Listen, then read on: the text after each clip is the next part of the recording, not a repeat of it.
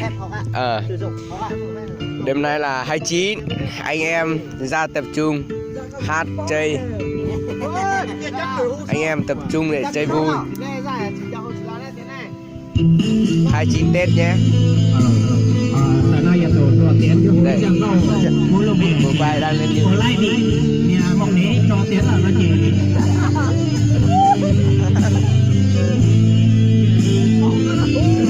bây giờ mình nghe họ hát nha.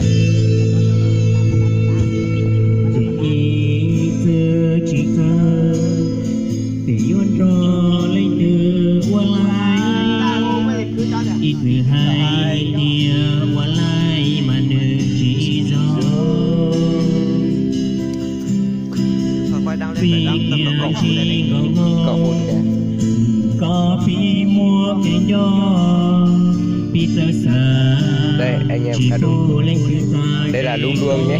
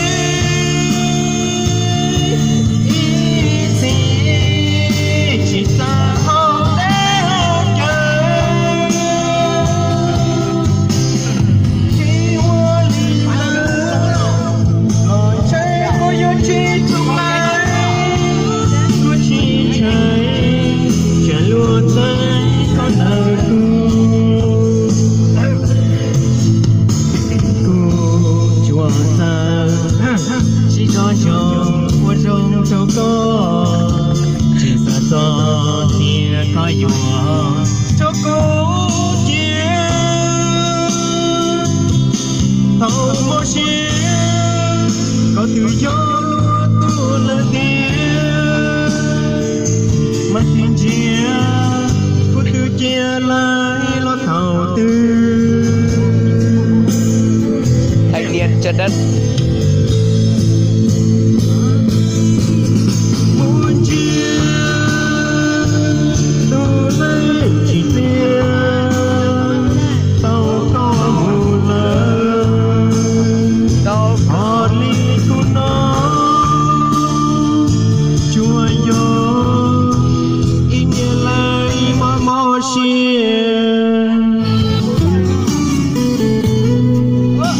Ông bia đi tiến mà.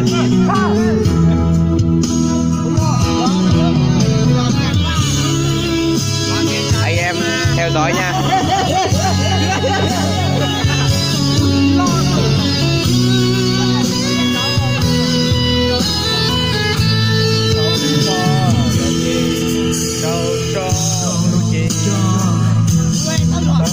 Cái mũ hồng kia cái tu xia đã cho cái nhỏ con anh nhỏ này đó nào chạy tay lia không bia trong tua sắc kê thì có xia phê cũng thiên cho chúc mừng ngày mừng Tết vui vẻ nhá. rồi, ok, chúc mừng nha.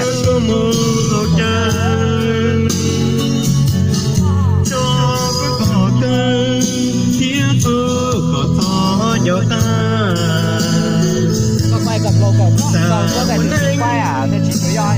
Thiên lý chính cho ta có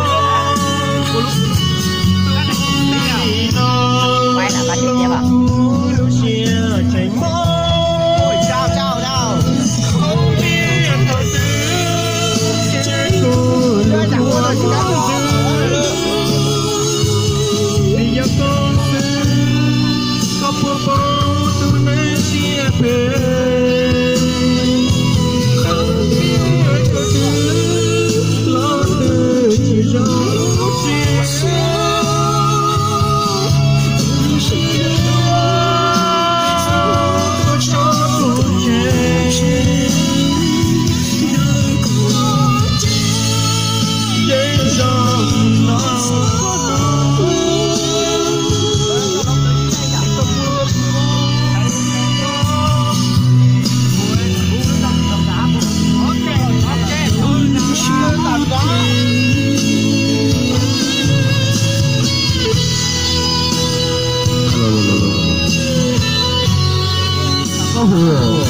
วย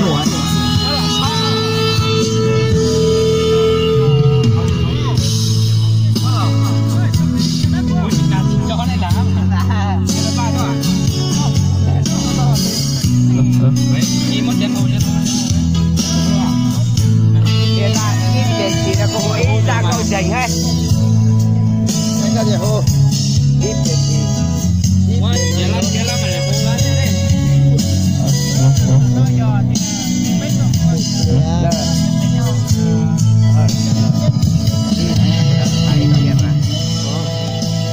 sai chém quá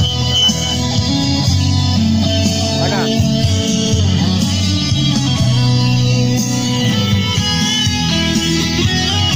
ra karaoke Trời trời là chê.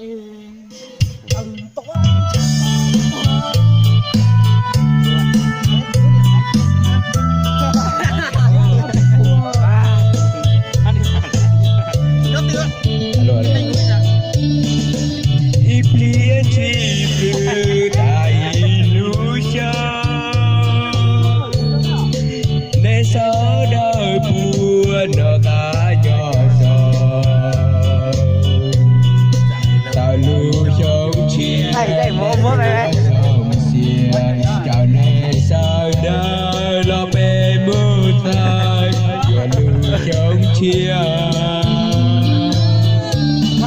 núi sông lâu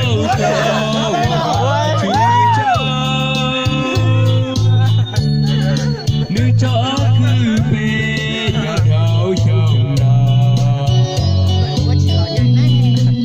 vì va chơi to có con bé thìa mùa xia mùa gió nhớ to nu nơ và lưu trong chia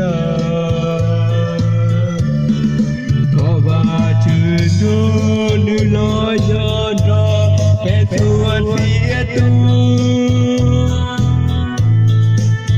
cho bé lu nơi trong chiến đi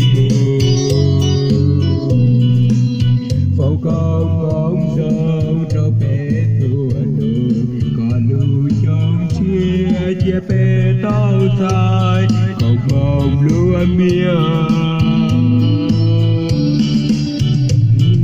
lâu giờ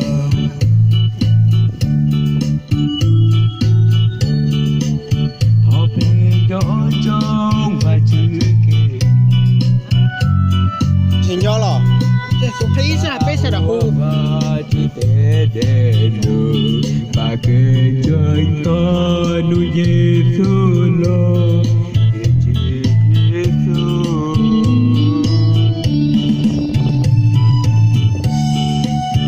alo Ui. ca sĩ thần thái Gầu không giống gầu là sao? Nhìn hù xong.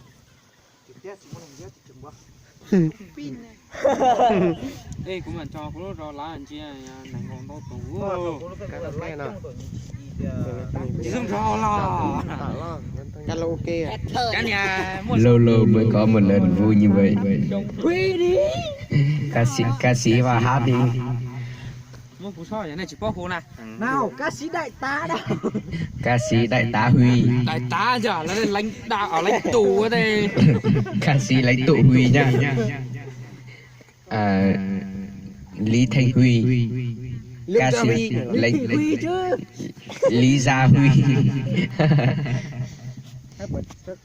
này Cho ho cho hù tại chính sách so là chỗ nào hù so.